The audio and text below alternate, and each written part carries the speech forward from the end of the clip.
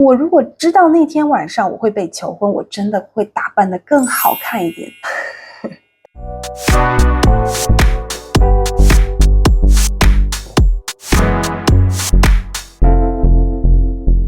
妈的多重宇宙，大家有看哭的吗？正好这周是我们结婚5周年的纪念日啊，所以借着电影带给我的这个启发，我就专门做了一期有关我感情选择之路的影片，激励大家呢勇敢去爱，勇敢做选择，一定要看到最后哦。我的圣女梦里，我的理想型是一个刚打完篮球的学霸暖男，从我身边经过却飘来好闻的体香，大家一起发了184公分的身高，长相有点像大金刚猩猩，肩膀宽有安全感，笑起来温暖的理工科男，同时不抽烟少喝酒，指甲干净超自律，星座是巨蟹或是天秤，只和我有聊不完的话题，是不是超不现实的？结果我单身了超久，也是过了很久很久以后呢，我认识了温先生，也就是我现在的配偶。他是完完全全的文科男，白羊座，还是带点忧郁的古代人。他曾经在早餐店心血来潮有写一行诗给我，但我完全没有注意诗的内容，反而是在挑剔这些字的右半边为什么写得那么的张扬。我们这一代正逢大陆的一胎政策，作为独生女，家人视我为掌上明珠，加之呢我性格比较乖巧，也比较会念书，所以获得长辈非常多的爱。在充满爱的环境下成长呢，比较没有心机，但有一个缺点呢，就是我容易忽略别人的需要，在情感上也比较的妈宝，也非常的在意自己的感受和需求。就这样，我就一直专注在自己所追求的事物上，一心想成为一位披荆斩棘的涉外律师。我和温先生是透过网络认识的，就是这样，在没有见过面的情况下，我们竟然每天可以打2个小时的电话，一下子就打了100多天。今天吃了什么？一路聊到人生的价值观，风光的事情，丢人的糗事，想到哪就说到哪里。虽然不曾见面，但是思想非常的投契，就好像把彼此赤裸裸的看透了一样。接着呢，温先生就在某一个周末买了机票来上海看我。我不知道为什么我非常的紧张哦，我不知道这段感情会继续的升温，还是直接扼杀在见面当中。大家都知道嘛，网恋就是会雾里看花，没见面就是会添加非常多幻想的成分。我们约在上海的一个地标之一美罗城的门口见面，我刚从地铁站出来，然后我就看到一个又熟悉又陌生的背影，我就在想，那是温先生吗？我就怯怯的走近，他突然一转头，哇，吓我一大跳，哇，怎么头那么大，还冒了非常多的痘痘呢？后来我婆婆说，那几个月他冒的是相思痘哦。温先生非常的绅士，让我的尴尬呢就慢慢的退去。吃过晚饭以后呢，我就想说去看一下他订的酒店。刚到酒店门口，我才发现我又开始不知所措。温先生他真的是非常的绅士，他竟然全程把房门开得非常的大，他没有要饿狼扑食哦，这点让我对他非常的肃然起敬。那在接下来的几天，我们就在上海，就是简单的逛了一逛。在第3天他要回去前呢，我们竟然非常的依依不舍，在公园里手牵着手开始哭起来。那个时候我发现我真的心里非常的依赖他，他其实也哭了。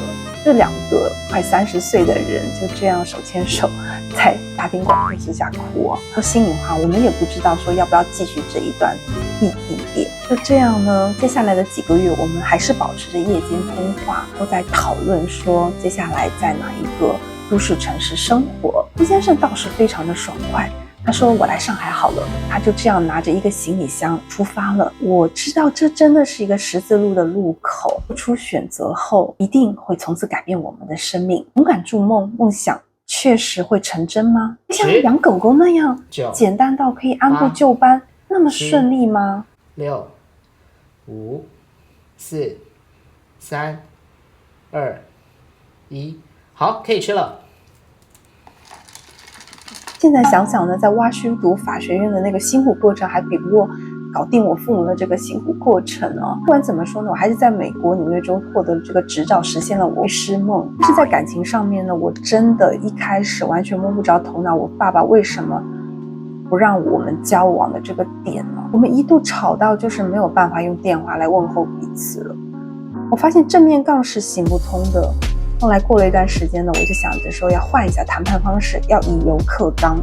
那待我父亲和我的关系缓和以后，我有一次就小心的跟他说起我为什么喜欢温先生。我就告诉我的爸爸，我是一个非常理性的人，从小到大做那么多的选择都是基于一个理性的去比较和判断。那在喜欢温先生的这件事情上，也同样不会是一个盲目的选择。温先生他到达上海的第一天，其实他连租的房子都还没有找好，但是那天我在湖州陪伴你们享受天伦之乐，他只能临时找一个住宿，一个连被子都没有的这个床上睡了一晚，哪怕是个冬天嘛。我爸爸听到这一点，他突然闭上眼睛，我就知道打动他了。爸爸就开口告诉我说，其实之前你们刚认识的时候只是网恋，爸爸觉得非常的不靠谱，但是他现在毕竟在上海工作1年多，我还是能够看到这个小伙子他真的是很不错的一个人。从此以后呢，我爸爸没有说不可以了。后来在2020年疫情稍微趋缓的1-2周之间呢，我们就带小宝宝回去，给许久不见的父母一个惊喜。你们猜我父亲会怎么反应呢？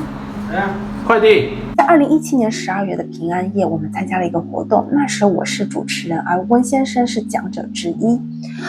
我如果知道那天晚上我会被求婚，我真的会打扮得更好看一点。当然这是题外话了。轮到他上台短讲的时候呢，他好像那天吃了非常多的螺丝，这舌头呢就一直打结。我正纳闷到底发生了什么事情呢，他就开始局促起来了啊！就说着说着呢，突然间在那个屏幕上的放了一张 PPT 上全是他写满的诗，中间放了一张我的美照哈。这个时候我们底下的朋友们就开始嗨起来，原来大家都知道真的是大家都太浪漫了，对不对？有一个小女孩呢，她拿着求婚戒指递给他，温先生就单膝跪地。大家其实已经在等着我看我喜极而泣的样子，可是我却显得非常的冷静啊！我也不记得我巴拉巴拉到底在说什么。那我脑子里我记得我在想说，怎么那么突然，然后心里没有准备，那我回去再想想可不可以我还没有跟我父母沟通，对不对等等。那最后当我说出口的时候，我是很坚定的说我愿意。如果没有答应求婚，不知道我的人生是不是会更加接近我原先设定的这些目标，想出差就出差。我在上海工作也已经有一个相对稳定的起步，算是比较接近我的梦想那我现在已经选择一位台湾男生作为我的先生，我不知道未来我的人生是不是因此会有所改变和调整。虽然是我自己的选择，但我的人生规划真的还是按照我的计划走吗？其实就算是自诩为沟通良好的我们，也真的是有彼此伤害的时刻。谁能想到我们彼此都有提过离婚这个词。面对生活中难以解决的问题，有时候他会怪我没有办法同理他，有时候我会责怪他不理解我的难处。就这样，这个词会出现在2个相爱的人口中，看似非常的自然而然，但是事后会发现，这个词一旦说出口，真的会在彼此的心口上留下伤痕，需要时间来恢复这个信任。既然伤心就提了离婚，既然提了离婚，为什么第2天还要选择在一起呢？有时候感情真的是说不清楚那两岸的文化真的很不一样就算已经有所了解，生活中还是需要被提醒。在上海的时候，我是2天洗1次头发，就算是被温先生念得非常的烦，我还是我行我素。但是到了台湾，这个习惯竟然自然而然被改变了，因为台湾真的太潮湿了，1天不洗，我的头皮就油到不行就比如说我们2位妈妈都罹患癌症但是在饮食方面非常的不同。在大陆，我的妈妈会被告知说要吃鸭肉而不要吃鸡肉，因为鸡肉太毒。可是在台湾，我的婆婆却要告诉我说鸭肉太毒了，她会经常煲鸡汤。两岸的差异非常的大。之前我跟妈妈视讯的时候，她看到台湾的母鸡，她非常的惊讶，她说台湾的鸡怎么那么大呀？步入婚姻简直是让隐形的文化差异通通显形。我想到关继威在影片里的一段台词：当我选择去看事物好的一面，我不是天真，而是策略性以及必要性考量。那是我的求生之道。结婚1年后呢，我们就有了自己的女儿。本来想着可能会有长辈的帮衬但是因为我先生真的非常的独立，他也非常需要小家庭的空间，最后我选择顺从他的意思，我就一边带娃一边来处理案件上的事情。这个过程当中的辛苦真的是让我觉得我患上了6个月的产后忧郁。不过呢，现在回头再看，当时所经历的辛苦真的是为现在的一切做预备，否则我现在不可能一个人带着2个宝宝，同时还要着手来准备这个 YouTube 频道。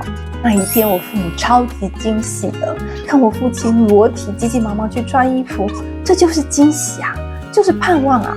我看到一个人散发真正活力四射的笑容，那份活力并不来自于过去的丰功伟绩，却来自于寄眼于未来的期待和盼望。凡事抛下过去，放眼未来的力量都是充满感染力的。我想下定决心来成为我孩子的榜样。不管你原来是一个多么软弱的人，你都可以选择改变。我希望有一天，就算是我就这样死去了，我的孩子依然可以独立的活下来。2019年底，我的婆婆和小叔子在我坐月子的时候来上海1周帮忙我。没有想到2020年的11月，我婆婆的癌症已经恶化到无力回天。冒着疫情的风险，我们放下手头的工作，举家回到台湾，但没有想到隔离完只能陪伴我婆婆10天左右，就跟她永远的诀别了。这件事情对我们的家庭打击是非常的大。后来呢，我的先生就决定在台湾多待几年。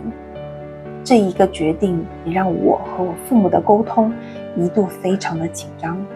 不久呢，先生也重新在台湾找到了工作。那时候我怀孕，我就学习一个人挺着大肚子，白天照顾我的女儿。但此时我母亲的身体也是每况愈下，她身上的癌细胞也侵蚀了她身体的各个角落。在2022年的下半年被发病危通知。那时候我的儿子出生不久，还在哺乳喂养，而大陆正在实行非常严厉的隔离政策，机票也是一票难求，能买到也是非常的贵。